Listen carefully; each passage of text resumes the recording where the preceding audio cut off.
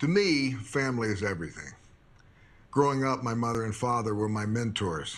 They gave me boundless support, inspiration, and good values. They were my anchors in the uncertainty of Hollywood and the creative life of an actor. Our parents, they give us so much. As they age, they deserve to live their retirement years as healthy and independent as possible. Yet the needs of an aging population will soon overwhelm our country's ability to provide the support and care that they so rightfully deserve.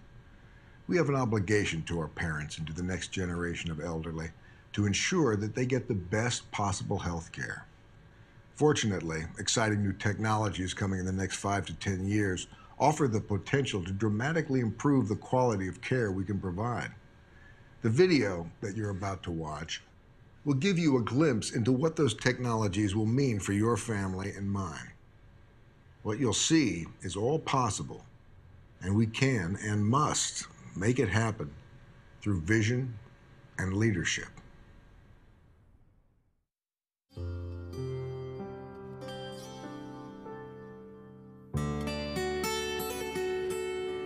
My dad, he's a tough cookie.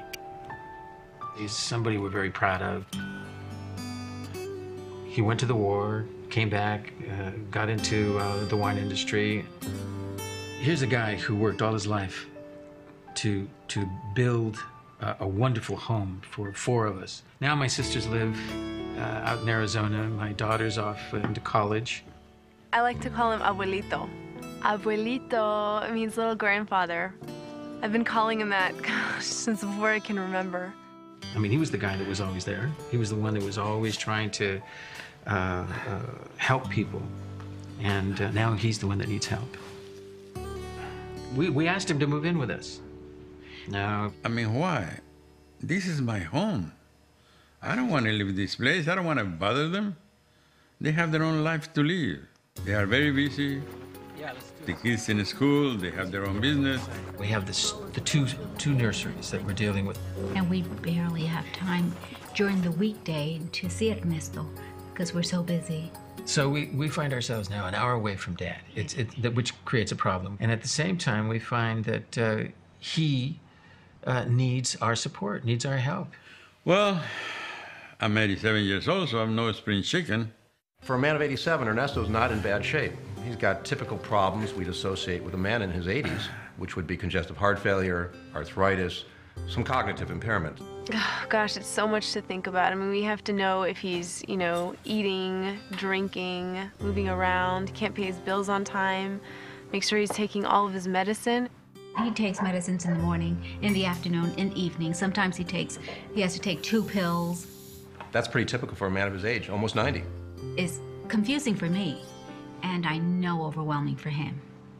But see, this is where we were fortunate to find out what the Caregiver Network.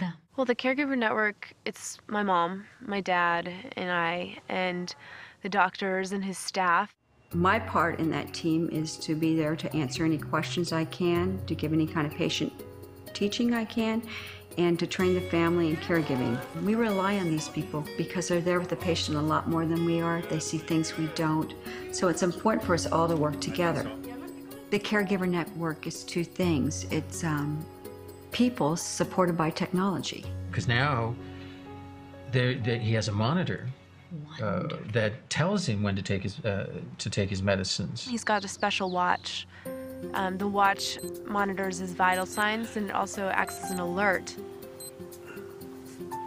He just prompts him to take his meds. It tells him whether or not to take it with water, to take it with food. That's that's a lifesaver. Well, the house is networked with sensors all around, so it gives us a real good picture of what's happening in the house. We don't have to be close by to see it. We can be anywhere. But Ernesto has to give us permission. He's allowing us to go in there. We just look at the computer, it's right there, stats, everything we need to know is right there. We got your shipment in yesterday. Right. Well, no, I'll be sending it today, later this afternoon. So we know, everything's okay health-wise with him. It tells us about his activities. It's like a log of everything that happens. For example, let's say he's, cooking and he leaves the stove on. The sensors turn it off. These are things that we worry about because, you know, his mind is not what it used to be. It is more than just vital signs. It's monitoring people over long periods of time to assess their abrupt changes in abilities, activities, behavior. All the information that's accumulated is in one database. Good morning. When Ernesto does come in to see us, we will have an updated record of everything that has happened to him. How are you doing, Ernesto? Very good. It's been a few months. Yes. Everything going okay? So it's all there for Dr. Levy to view when he does see Ernesto. And you saw your cardiologist. Yeah. Well, everything seems to check out fine there. Let's check you out. Okay. No pain anywhere? I've only been Ernesto's doctor for about a year, but I think he'd be surprised on how well I know him medically. Again? I knew his heart attack was a year ago. I knew what medications he was on. I knew what operations he had. So everyone knows what his medications are, what he's taking, when he's taking. We can just sit and talk. If we have any questions, we're able to go in there, talk to the staff. If there's a change in medication, I'll explain it to him and why we've changed the medication. There's also a public side of it where the family can access related information, connect and talk to other caregivers, see what works, share ideas. It's a great resource. I just like the fact that I'm not alone in this. I can ask questions of other people that have faced this situation before, and that's a great help. But with everything else that's going on, yeah, Adriana has diabetes, although she just sort of like, you know, doesn't give it the importance that it should be because she doesn't want us to worry. Yes, I have diabetes, and it's something you can't escape. You know, it's a part of my daily routine. Were you able to finish everything today? I do my blood levels. I send them out to my doctor. And it automatically goes into my records. And if anything's different, I know I'm going to get a call from her. It's not a major concern, but your levels are trending higher than I'd like to see. How are you doing with your exercise program? Well, it's been really rough lately. It keeps me honest. I don't like that one. You're gonna draw down. Hey. The one thing about my dad is that he loves playing cards. Oh, that he never forgets, his cards. He loves solitaire. After talking with the family, we found out Ernesto was really into cards. So we set him up with a solitaire game on the computer, an embedded assessment tool. That way I can monitor his dexterity, his reaction time, cognitive function, and it gives me an idea of how he's doing. My doctor, he thinks it's good for me. I don't know if it's good for me or not, but I love it. Don't interfere with I play all kinds of games, and mostly poker. Alberto comes in on Thursdays when he can, and we play here. But most of the time, I just play on the line. I play not only with Alberto, I play with anybody. What do you have? 3 of a kind. I beat you this time. He's got this whole social network, this online community. He's made so many friends, and you know, before when he couldn't drive, it was disheartening. He couldn't meet with anybody or talk to anyone besides us, and now he can, and he does. For his age, he's doing remarkably well. His quality of life is just fantastic. Hola, Papa. Hola, Roberto. To see his face beaming and because of the technology that we brought into the house, because of Dr. Levy, because of the caregiver network. The network makes a tremendous difference.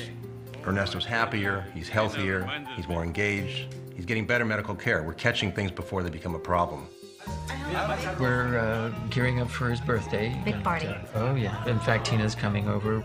I think I'm gonna be 87 years old. I don't know how in the hell that happened.